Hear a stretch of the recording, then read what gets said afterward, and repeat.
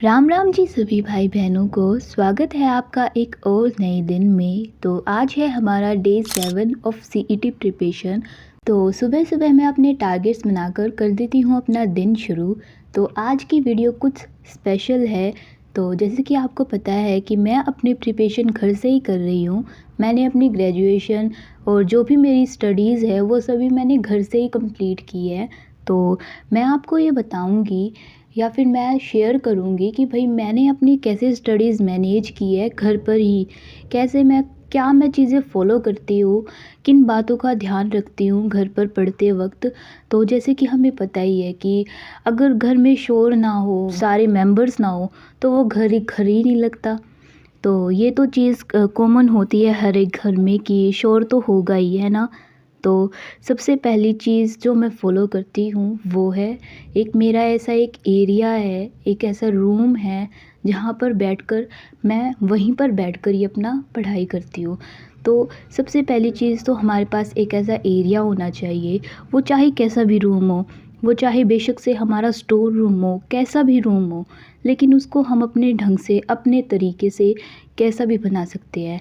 अगर एक ऐसा रूम हो, एक ऐसी जगह हो जहाँ पर बैठकर हमारा मन लगे पढ़ाई में, तो वो तो बहुत ज़रूरी है। तो फिर ऐसा ज़रूरी नहीं लगेगा कि हमें लाइब्रेरी जाना ज़रूरी है, क्योंकि ज़रूरी नहीं होता कि लाइब्रेरी जाने से हम पढ़ाई करेंगे और हर एक लाइब्रेरी सेम नहीं होती।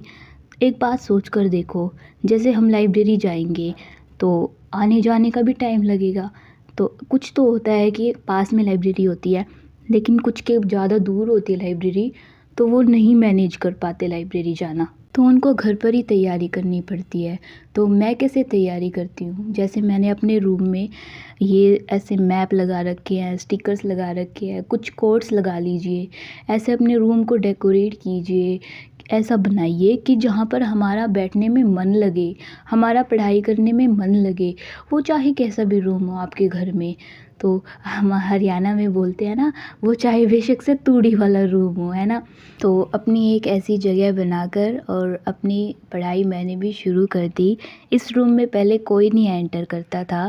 जब मैं अपनी क्लास 10th में थी तब से मैंने यहाँ पर अपनी पढ़ाई स्टार्ट की, क्योंकि एक स्टूडेंट को हमेशा एक ऐसी जगह रखनी चाहिए जहाँ पर वो शांति से पढ़ सके।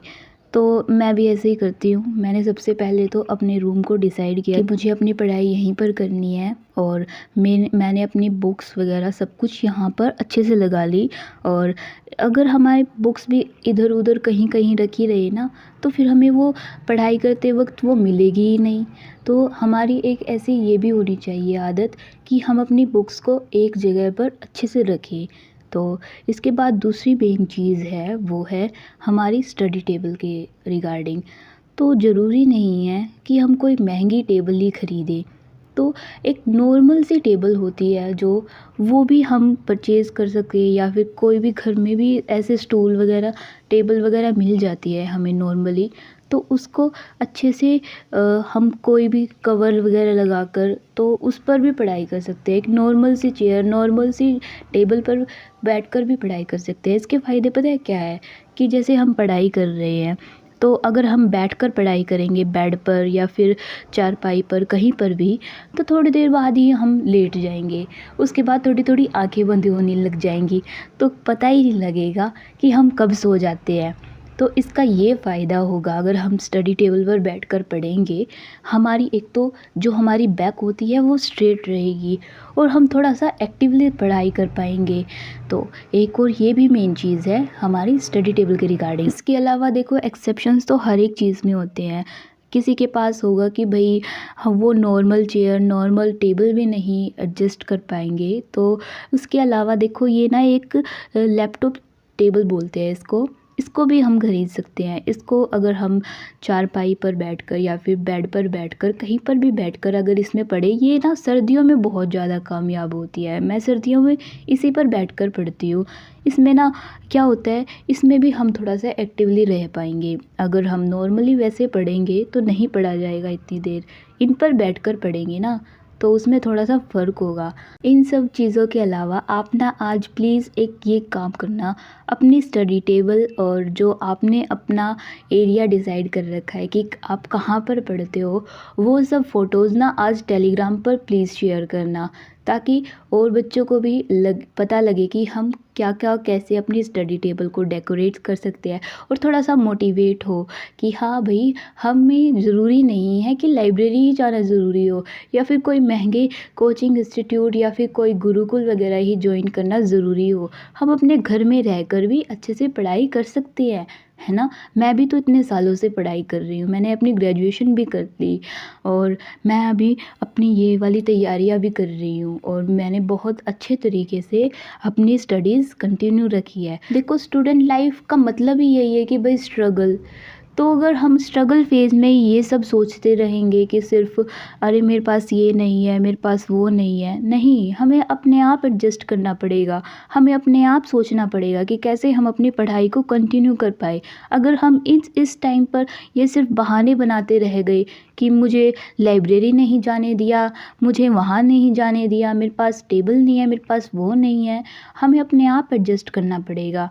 कैसे भी करके खुद से ये सब स्टेप उठाने पड़ेंगे। तो भई इसके बाद है एक और मेन चीज़, वो है हमारी फैमिली से रिलेटेड। तो जैसे कि हमें पता है कि अगर हम घर पर रहेंगे तो वहाँ पर फैमिली भी होगी, शोर भी होगा, और बार-बार फंक्शंस भी होंगे, कोई ना कोई आता-जाता रहेगा ही, है ना? तो इसको कैसे मैनेज करना है?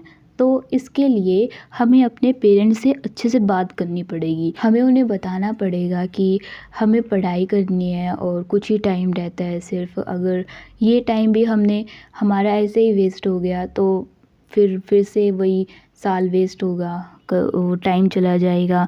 तो हमें अपने पेरेंट्स से, अपने भाई-बहन से, जो भी हमारे फैमिली मेंबर्स हैं, उनको समझाना पड़ेगा अच्छे से एक बार, और खुद ही एडजस्ट करना पड़ेगा, है ना? तो ऐसा कोई नहीं होता है फैमिली मेंबर्स कि अगर हम उनको समझाएँ और वो ना माने। देखो, हमें भी अपनी फैमिली के साथ कोऑपरेट करना देखो, आप खुद ही सोच कर देखो, अगर हम सुबह 4 बजे उठकर और 4 बजे से अगर हम 7 बजे तक, 8 बजे तक भी अगर पढ़े, तो 3-4 घंटे तो वो हो गए, है ना? और उसके बाद 12-1 बजे तक, 12-1 बजे भी मैंने मैक्सिमम ही टाइम लिया है। अगर उस टाइम तक हम अपनी फैमिली का काम करवाएँ, तो उसके बाद थोड़ा बहुत रेस्ट करके, और 1 बजे से अगर हम 4 बजे तक करें फिर से, तो फिर से हमारे 3-4 घंटे हो गए, और 5 से 7 बजे तक फिर होता है थोड़ा-सा फैमिली के साथ टाइम वो करना। तो और उसके बाद 7 बजे से अगर हम 10 बजे तक, 11 बजे तक भी पढ़े, तो देख लो कितना टाइम होता है, इनफ टाइम होता है हमारे पास, अगर हम घर पर भी तैयारी करें तो, है ना? और तो हमें कोई बहाना नहीं बनाना है कि हमारी फैमिली में शोर हो रहा है, घर में शोर रहता है, ये कोई ना कोई आता रहता है, जाता रहता है ना? ये बहाने नहीं बनाने हैं, हमें खुद एडजस्ट करना पड़ेगा। अगर ये टाइम हमने सिर्फ़ बहानों में खो दिया, तो फिर क्या फ़ायदा, है ना? तो हमें अपने लिए सोचना है, अपनी फैमिली के लिए सोचना है, अपने फ्यूचर के लिए सोचना है। ये सब बहाने नहीं बनाने हैं कि अगर घर पर रह रहे हैं तो पढ़ाई नहीं हो पा रही है। इसके अलावा एक और चीज़ होती है कि बहुत सारे ऐसे भाई-बहन होते हैं जिनको ग्रुप स्टडी पसंद होती है, उनको अकेले पढ़ना पसंद नहीं होता। तो इसका सॉल्यूशन भी मैंने कर दिया है। हमारा जैसे कि टेलीग्राम ग्रुप है, वहाँ पर आप अपने डाउट्स पूछिए। आपको अगर किसी चीज़ के बारे में पूछना है तो आप वहाँ पर पूछ सकते हो। वहाँ पर आपको बहुत सारे ऐसे बच्चे मिल जाएंगे जो आपके डाउट्स क्लियर कर देंगे, या फिर मेरे से ही पूछ लो, मुझे जितना पता होगा मैं क्लियर कर दूँगी।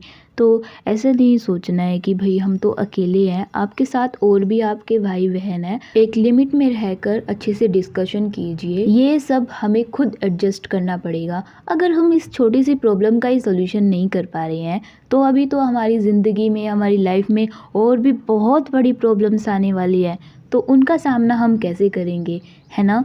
तो प्लीज़ अच्छे से अपनी पढ़ाई कीजिए, और कोई और डाउट हो या फिर प्लीज़ एक चीज़ और जो मैंने बोली है, अपनी स्टडी टेबल या फिर जहाँ पर आप पढ़ते हो, आपने कैसे अपने जगह को डेकोरेट कर रखा है, तो प्लीज़ शेयर करना अपनी फ़ोटोज़। तो this is all in this video. मिलते हैं हम कल एक और वीडियो के साथ। और कमेंट्स में बताना कि नेक्स्ट वीडियो मुझे किस टॉपिक पर बनानी चाहिए।